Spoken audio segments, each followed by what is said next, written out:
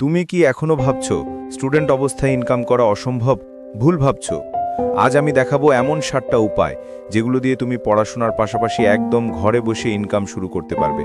তো চলো আজকের ভিডিও শুরু করা যাক। প্রথম উপায়, ফ্রিল্যান্সিং। তুমি যদি graphic design, video editing, writing, data entry এর মতো কোনো স্কিল জানো, তাহলে ফাইবার, আপওয়ার্ক বা ফ্রিল্যান্সার সাইটে কাজ করে সহজেই ইনকাম করতে পারো। শুরু করো ছোট কাজ দিয়ে, ধীরে ধীরে নিজের প্রোফাইল বড় করো। দ্বিতীয় উপায়, সোশ্যাল মিডিয়া মার্কেটিং।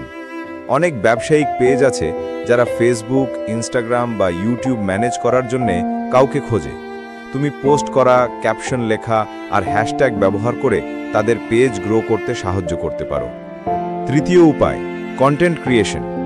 তুমি মোটিভেশনাল, ফানি বা এডুকেশনাল ভিডিও বানিয়ে ইউটিউব, টিকটক বা রিলসে পোস্ট করতে পারো। মনিটাইজেশন, স্পন্সরশিপ বা ব্র্যান্ড ডিল থেকে ইনকাম শুরু হবে। চতুর্থ উপায়, অনলাইন টিউটোরিং। তুমি যদি কোনো বিষয় ভালো জানো, ছোট ক্লাসের ছাত্রদের অনলাইনে পড়াতে পারো। জুম বা গুগল মিট দিয়ে সহজেই ক্লাস নেওয়া যায়, আর পেমেন্ট নিতে পারো বিক্যাশ বা নাগাদে। পঞ্চম উপায়, অ্যাফিলিয়েট মার্কেটিং।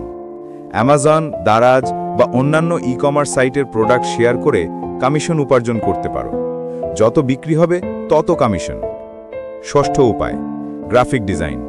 ক্যানভা বা ফটোশপ দিয়ে পোস্টার, লোগো বা সোশ্যাল মিডিয়া ডিজাইন তৈরি করো।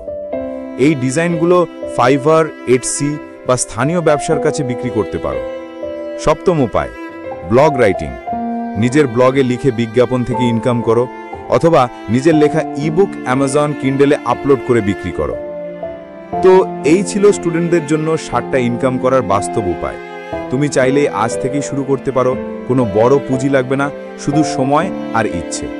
তাহলে বলো, তুমি কোনটা দিয়ে শুরু করবে?